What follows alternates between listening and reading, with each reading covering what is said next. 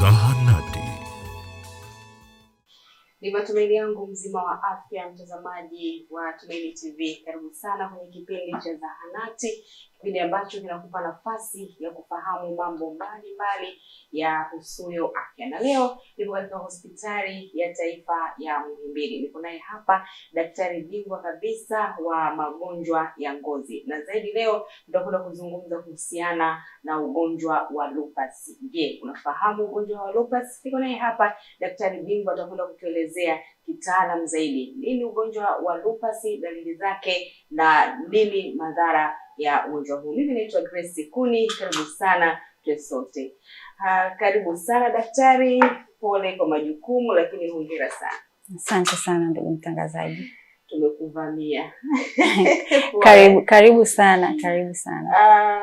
Kwa kipindi cha hivi karibuni ugonjwa wa lupus umekuwa ukisikika sana kwenye midomo ya watu ama kwenye masikio ya watu. Watu wamekuwa wakiutaja sana ugonjwa wa lupus. Sasa huenda kuna ambao wanaofahamu lakini kuna ambao hawaufahamu kabisa ugonjwa wa lupus.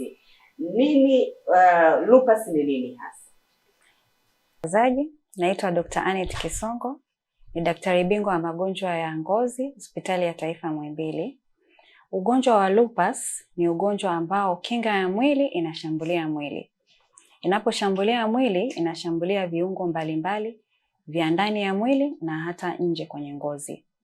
Ni ugonjwa sugu, una tabia ya kwenda na kurudi na hauna matibabu ya kuuondoa kabisa. Ni ugonjwa ambao haujulikani kwa 100% unasababishwa na nini, lakini mahusiano kati ya vinasaba ambavyo vinabeba ugonjwa huu pamoja na mazingira, ambayo mazingira tunamaanisha mionzi ya jua, dawa zile za kwa ajili ya matibabu mengine mbalimbali, lakini pia gesi mbalimbali ambazo ziko kwenye sehemu za mazingira yetu vinaweza kwa pamoja vinaweza vikasababisha ama kuchangia mtu kupata dalili za ugonjwa wa lupus. Lakini vile vile hormone zinazoitwa estrogen, ambazo hizi ni hormones ambazo zinapatikana kwa wamama, pamoja na vinasaba vinaweza kusababisha mtu akapata ugonjwa wa lupus. Na dalili zake ni zipi? Dalili za ugonjwa wa lupus sio dalili ambazo zinajulikana kwa 100% mtu anavyozipata basi hii ni lupus.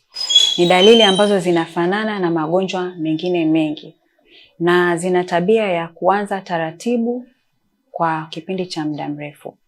Na dalili za awali ni kama homa za mara kwa mara, kukosa hamu ya kula, kusikia kuchoka hata kama hujafanya shughuli ya kukuchosha, kunyonyoka nywele, kupungua uzito.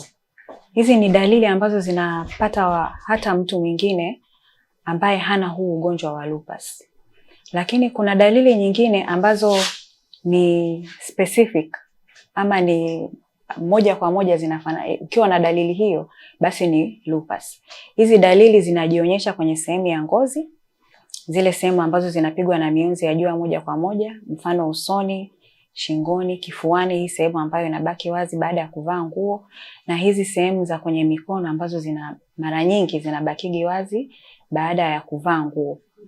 Ni sehemu ambazo lupus zinajionyesha zaidi kwenye maeneo hayo. Lakini dalili nyingine zinajitokeza sehemu za viungo vya ndani ya mwili, ambavyo hivyo ni kwenye mapafu, kwenye moyo, kwenye mfumo wa damu. Mgonjwa anakuwa anachoka mara kwa mara kwa sababu damu yake imepungua, lakini pia kwenye mfumo wa figo. Sasa kuna mifumo ambayo dalili hazijionyeshi mapema mpaka ule mfumo ukiwa umeathirika kwa kiwango kikubwa sana.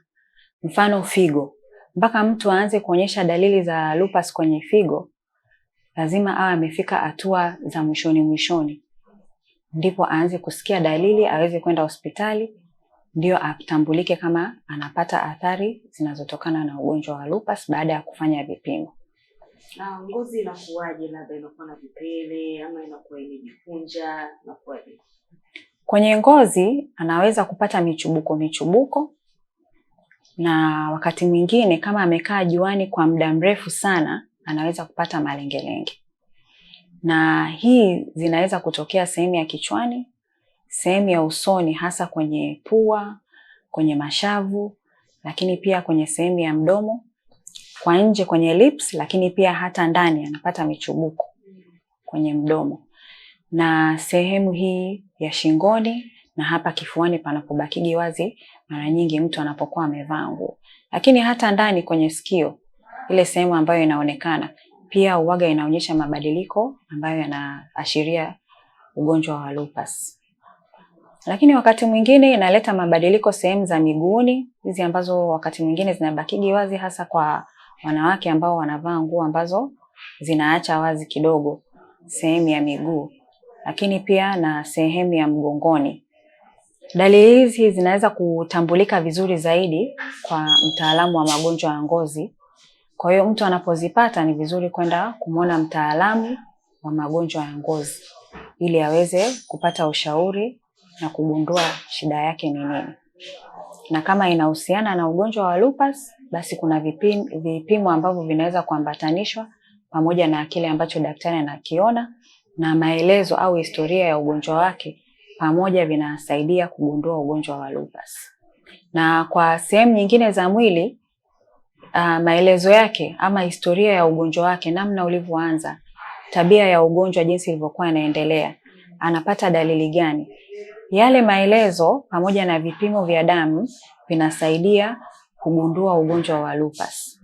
Kwa hiyo mgonjwa anapopata hizi dalili ambazo tunazizungumza, lakini pia kumwona mtaalamu akaongeza na vipimo vingine vya damu kulingana na sehemu ya mwili ambayo imeathirika, kwa pamoja vinasaidia kutambua ama kugundua ugonjwa wa lupus na hatimaye kuanza matibabu mapema kabla hajapata athari mbaya zaidi. Na ugonjwa wa lupus unaathiri watu wa rika gani zaidi? 90% ya wagonjwa wanaopata lupus ni wanawake, na watu wa umri mwingine wanaweza kupata lupus, kuanzia watoto wadogo hata watu wazima sana, wazee wanaweza kupata ugonjwa wa lupus, lakini zaidi sana ni kati ya miaka 15 mpaka miaka 45. Kwa hiyo hata wale wanawake ni kati ya umri huu zaidi kuliko chini ya miaka 15 na zaidi ya miaka 45. Kwa hiyo watu wengine wote wanaweza kupata, lakini wanaopata zaidi ni wanawake katika umri wa uzazi. Ugonjwa huu mimi binafsi nimeanza kusikia kwa kipindi hiki cha hivi karibuni. Umeanza lini hapa? Ni ugonjwa wa muda mrefu sana, tangu karne ya 13 ni ugonjwa ambao umekuwepo, lakini wakati huo ulikuwa unafahamika kama ugonjwa ambao unajitokeza sehemu ya usoni, na watu walikuwa wanapata michubuko ambayo inafanana na mtu ambaye ameraruliwa na mbweha. Ndio maana wanaita lupus, ni lugha ya Kilatini. Yes, ambayo inamaanisha kuraruliwa na michubuko inayosababisha na kuraruliwa na mbweha. Lakini zikapita karne kama 6 baadaye, ugonjwa huu ukaonekana unaambatana na dalili nyingine za ndani ya mwili ambazo mwanzo ilikuwa tu ni ugonjwa wa kwenye ngozi peke yake, kwenye ngozi sehemu ambazo zinaonekana, lakini baadaye sasa ndio ikaingia ndani. Baadaye ndio sasa hawa wagonjwa ambao wanapata dalili kwenye ngozi wakawa wanakuja pia na dalili nyingine za ndani ya mwili ambazo ni athari zinazotokana na mfumo wa kifua, kama kukohoa, kubanwa kifua, kukosa pumzi vizuri, kuchoka sana kwa sababu ya upungufu wa damu, kupata maumivu ya viungo. Hivi vyote vikaa vinaambatana na zile dalili ambazo zilikuwa zinajitokeza kwenye sehemu za kwenye ngozi ama sehemu za usoni.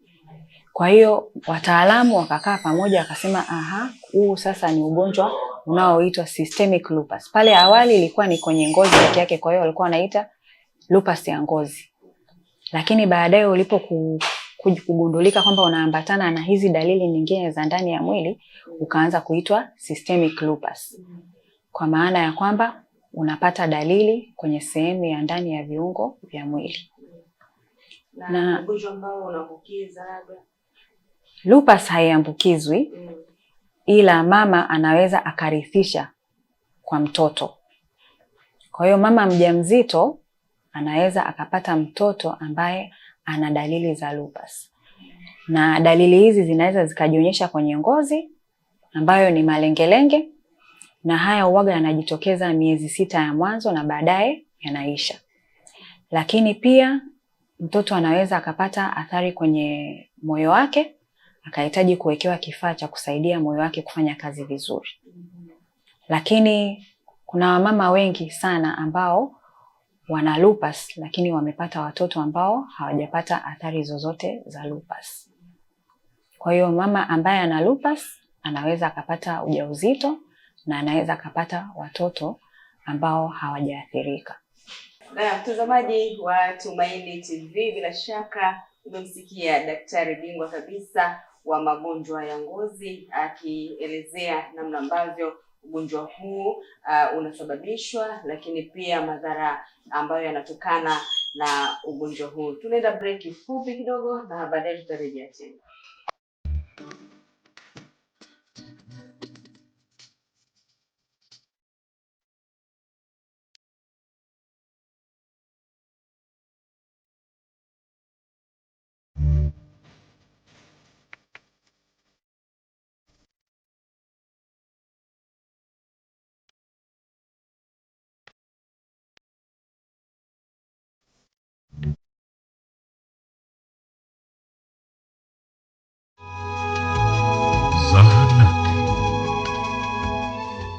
Mtazamaji, kama ndio kwanza umefungulia TV yako, kipindi hewani ni kipindi cha Zahanati, na leo niko katika hospitali ya taifa ya Muhimbili, na zaidi tunazungumza kuhusiana na ugonjwa wa lupus. Niko naye hapa daktari bingwa kabisa wa magonjwa ya ngozi.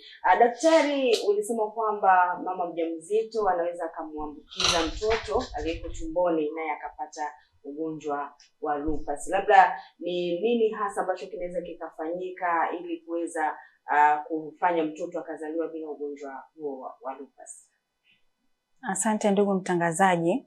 Kwanza, ugonjwa wa lupus hauambukizi. Kwa hiyo mama hawezi kumwambukiza mtoto. Lakini pia pale awali tulisema kwamba ugonjwa huu unasababishwa na mahusiano kati ya vinasaba na mazingira na hormones. Sasa wakati mtoto anaundwa, zile hatua za mwanzo atabeba vinasaba vya baba na vinasaba vya mama. Sasa iwapo mtoto atabeba vinasaba vya mama, pale ndio wakati ambapo mtoto anarithishwa, haambukizwa. Anarithishwa. Kwa hiyo anaweza kubeba vina vya saba vya mama ambapo pengine na vyenyewe vitakuwa vinaweza kusababisha ugonjwa wa lupus. Ndio na yeye wakati wa maisha yake akapata ugonjwa wa lupus. Lakini mama anapofanya matibabu ya lupus, akafika wakati ambao yeye anatamani kuingia kwenye uzazi, anajiandaa pamoja na daktari wake wa lupus pamoja na daktari wake wa uzazi. Madaktari hawa wanachotaka kuandaa ni kuhakikisha kwamba ugonjwa wake umefika hatua umenyamaza. Hauko hatua ambayo sisi tunasema active. Ugonjwa ukinyamaza ndipo anaweza kuandaliwa sasa kwenda kwenye uzazi, yaani kushika mimba. Na kipindi hicho chote kuna vipimo ambavyo anakuwa anapimwa ili kuangalia kama ana vitu ambavyo ni hatarishi, ambavyo ni namna ya ugandaji wa damu yake, lakini pia kama anapata dalili za pressure, ambazo hivi vyote vinaweza vikaathiri ujauzito. Kwa hiyo mama anayeingia kwenye hii hatua ya uzazi anaandaliwa na madaktari wake hawa wawili na wanamfuatilia kwa karibu kipindi chote cha uzazi. Anaweza akaingia kwenye uzazi alafu ugonjwa ukaamka. Kwa hiyo lazima kupanga vitu gani ambavyo vitafanyika kwa hicho kipindi akiwa tayari ni mjamzito. Namna gani ya kumtibu ikiwa ugonjwa utaamka wakati wa ujauzito. Kwa hiyo ni hatua ambazo madaktari hawa wawili wanamwandaa mgonjwa na kumfuatilia kwa karibu mpaka atakapojifungua. Na matibabu yake yapoje? Gharama, ila mnatibu vitu gani zaidi ili kuweza kuponya ugonjwa wa lupus? Ugonjwa wa lupus hauna tiba kamili kwamba mtu akifanya haya matibabu ugonjwa utapona na hautarudi tena. lakini tiba yake inasaidia mgonjwa aweze kuondokana na zile dalili ambazo zinamsumbua. Kama anavimba viungo na vina maumivu makali, ni kuondoa zile dalili za maumivu makali na kuvimba ili aweze kufanya shughuli zake za kila siku kama mtu mwingine ambaye hana lupus. Hivyo hivyo na dalili nyingine. Kama anabanwa kifua, basi tuondoe zile dalili za kubanwa kifua aweze kupumua vizuri. Ndio nia ya kufanya aina mbalimbali za matibabu. Na matibabu ya lupus yana utaratibu ambao unamsaidia mgonjwa kubadilisha aina yake ya maisha. Kama ni mvuta sigara, kama anakunywa pombe, kama ana uzito mkubwa, lazima hivi vitu vibadilike. Na hata namna ya mpangilio wake wa chakula inabidi ubadilike. Kupunguza vile vitu ambavyo vinaweza kuchochea ugonjwa ukazidi na kuongeza vitu ambavyo vinasaidia kumuongeza nguvu na kujenga mwili wake zaidi. Kwa hiyo hivi, pamoja na mazoezi, pamoja na kufanya vitu vya kumfurahisha na kumpunguzia hali ya kuwa na mawazo ama kujisikitikia, pamoja na dawa, ndio vinatumika kwa ajili ya matibabu. Aina za dawa zinategemea na mfumo gani katika mwili wake umeathirika. Kuna dawa ambazo zinasaidia zaidi mfumo wa kwenye ngozi au mfumo wa kwenye viungo vya mwili. Kuna dawa zinasaidia zaidi mfumo wa figo. Kuna dawa zinasaidia zaidi mfumo wake wa upumuaji ama mfumo wake wa moyo. Kwa hiyo aina za dawa zinatofautiana kulingana na sehemu ya mfumo wake kwenye mwili ambayo imeathirika na huu ugonjwa. Kwa hiyo wagonjwa tofauti wanatumia aina tofauti ya dawa kutokana na aina za sehemu ya mwili ambazo zimeathirika na huu ugonjwa. Namna dawa zinavyotumika, kuna wakati dawa inaongezwa sana, kuna wakati dawa inapunguzwa, kuna wakati dawa inabadilishwa. Na haya mabadiliko yote yanatokana, kama maendeleo ni mazuri, dawa zinapunguzwa mpaka wakati mwingine tunazisimamisha kabisa. Tunasema mgonjwa anaenda kwenye drug holiday. Anapumzika kabisa, lakini katika hichi kipindi anaendelea kufuatiliwa kwa karibu kama zile dalili zinarudi au anapata dalili mpya kabisa ambazo hakuwa nazo awali. Kwa hiyo hata kama mgonjwa amefikia hatua ambayo ugonjwa umetulia na anaweza kukaa hata miaka 2, hatakiwi kuacha kumuona daktari wake. Kwa sababu kama tulivyosema mwanzoni kwamba kuna baadhi ya viungo vya mwili vikianza kuathirika, huwezi kuvijua mpaka vikipata athari kubwa sana kama figo. Na ukifikia hiyo hatua ya athari kubwa sana, huwezi kurudisha ukarudi kwenye hali ambayo figo inaweza kufanya kazi vizuri kabisa kabla hujapata ugonjwa. Kwa hiyo anapofuatiliwa karibu, inasaidia huyu mtu kama aliendelea vizuri asianze ugonjwa na kufikia athari mbaya sana au viungo vikaharibika kabisa visiweze kufanya kazi kabisa. Kwa hiyo ufuatiliaji unaendelea hata kama mtu hayuko kwenye dawa tena. Hivi ndio namna ambavyo tunafanya matibabu ya ugonjwa wa lupus, na nia kubwa ni kumsaidia huyu ambaye amepata ugonjwa wa lupus aweze kuishi maisha yake kama mtu mwingine. Kama ni mwanafunzi aweze kwenda shuleni. Kama ni mkulima aende shambani. Lakini kama ni mtu ambaye anafanya kazi za kwenye jua, tulisema jua ni kichochezi kimoja kikubwa sana cha ugonjwa wa lupus. Kwa hiyo kila mtu ambaye ana ugonjwa wa lupus lazima ajikinge na mionzi ya jua. Kwa hiyo kama mtu shughuli zake mara nyingi ni za kuwa juani, inabidi azipunguze ama atafute watu wa kumsaidia. Ama kama hawezi kabisa, achague kufanya kazi ule muda ambao hauna jua kali na achague kukaa kwenye vivuli zaidi. Kama ni mkulima, basi aende alfajiri zaidi, napofika saa 4 arudi. Au atafute mtu wa kumsaidia hayo masaa ambayo yamebaki ya siku, yeye arudi jioni pale jua ambapo linakuwa limepungua kabisa. Hivyo hivyo, na kama mtu ni wa shughuli za barabarani, atafute kuwa na kivuli. Sehemu yake ambayo anafanya kama ni biashara, aweke kivuli ili asipatwe na mionzi ya jua. Hii inachangia kwa kiwango kikubwa sana kuchochea ugonjwa wa lupus. Kwa hiyo hizi ni baadhi ya vitu ambavyo mtu anatakiwa avibadilishe kwenye maisha yake wakati anaanza matibabu ya lupus, pamoja na kutumia dawa zake. Ni ugonjwa ambao unaua? Ni ugonjwa ambao unaweza kuleta kifo. Lakini kupata lupus sio sababu ya kupata kifo, kwa sababu hata mtu anayepata malaria anaweza akapoteza maisha, na magonjwa mengine hivyo hivyo. Kwa hiyo mtu anayepata lupus ni sawa tu na mtu ambaye amepata kisukari leo, ni sawa na mtu ambaye ana pressure. Ni ugonjwa ambao unahitaji matibabu endelevu ya muda mrefu, lakini sio tangazo la kifo kwamba huu ndio mwisho wa maisha basi. Hapana, ni ugonjwa ambao unahitaji tiba endelevu kwa muda mrefu na inamsaidia mtu kuweza kurudi kwenye maisha yake ya kila siku.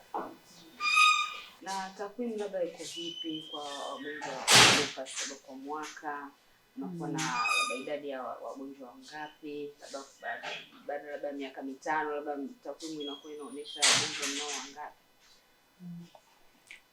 Duniani sasa hivi kuna wagonjwa zaidi ya milioni 5 wa lupus. Na hapa hospitalini kwetu tuna wagonjwa zaidi ya 150 ambao tumesha wasajili hapa kwa huduma hapa hospitalini kwetu. Lakini hatuna takwimu za kujua kila mwaka tunapata kiasi gani. Lakini wapo. Na tukilinganisha miaka ya nyuma na miaka kama 2 iliyopita au 3, wale wa miaka ya nyuma tulikuwa tunatumia muda mrefu sana mpaka kuweza kuwatambua. Mtu anakuja hospitalini tayari ameshaugua miaka 4, miaka 5, miaka 3. Lakini sasa hivi mgonjwa anakuambia ana hii shida kwa miezi 6 au miezi 8 au miezi 3. Kwa hiyo wagonjwa wameanza kuja hospitalini mapema zaidi, lakini pia wanapokuja hospitalini kuna vipimo vya kusaidia kugundua ama kuthibitisha kwamba huu ugonjwa upo au mtu ana ugonjwa wa lupus. Kwa hiyo upatikanaji wa vipimo ambavyo vinasaidia kuutambua ugonjwa wa lupus, lakini uongezekaji wa wataalamu ambao wanaweza kugundua ugonjwa wa lupus umesaidia kupunguza kipindi cha mtu kugundulika kwamba ana ugonjwa wa lupus kutoka miaka 6 mpaka 8 mpaka miaka 2 au chini ya miaka 2. Angalau kwa hapa hospitalini kwetu tunaona iko namna hiyo. Na vipi sasa kuhusu wagonjwa ambao wanapata lupus ambao wako kijijini, kwamba mmepeleka wataalamu pia kule au wataalamu wako tu hapa mjini? Wataalamu wako sehemu mbalimbali za nchi yetu ya Tanzania, lakini pia juhudi za kuwa na angalau wakati wa kutoa elimu kwa jamii, ambao tunapotoa hii elimu ya dalili za ugonjwa na kitu gani cha kufanya wanapoona hizi dalili, inasaidia kuwafanya watu wanapopata hizi dalili waweze kwenda kituo cha afya mapema, na pale wao wanapofanyiwa vipimo vingi ambavyo vya magonjwa ambayo yanajulikana kwenye jamii yetu, inapoonekana kwamba hana yale magonjwa, basi ni wakati mzuri kutafuta kuchunguzwa kwa ugonjwa wa lupus. Hivyo ndo vitu ambavyo tunavifanya kwa sasa. Kutoa elimu kwa jamii na kutoa elimu pia kwa wataalamu wengine ambao hawaoni wagonjwa wa namna hii mara kwa mara, lakini pia kuwahimiza watu wanapoona kwamba wamepima vitu vingine vingi sana na hawagunduliki wana shida gani, basi wafanye juhudi ya kutaka kujua kufanyiwa uchunguzi wa ugonjwa wa lupus. Nikushukuru sana daktari. Labda kwa kumalizia, una lipi la kuambia wagonjwa wa lupus? Ujumbe wangu kwa wagonjwa wa lupus ama wale watu wanaoishi na ugonjwa wa lupus ni kuwahimiza wasikate tamaa, waendelee kufuata maelekezo ambayo wanapewa na madaktari wao, na kuwa na lupus sio mwisho wa maisha, lakini ni safari tofauti na ile ambayo alikuwa nayo mwanzo kabla hajapata ugonjwa. Kwa hiyo aendelee kutumia dawa, aendelee kufurahia maisha yake kadiri yanavyokuja. Na mtazamaji wa Tumaini TV, mpaka hapo tumefika mwisho wa kipindi hiki cha Zahanati. Bila shaka umefahamu kiundani ama kitaalamu zaidi kuhusiana na ugonjwa huu wa lupus. Mimi naitwa Grace Kuni, hadi wakati mwingine, kwaheri.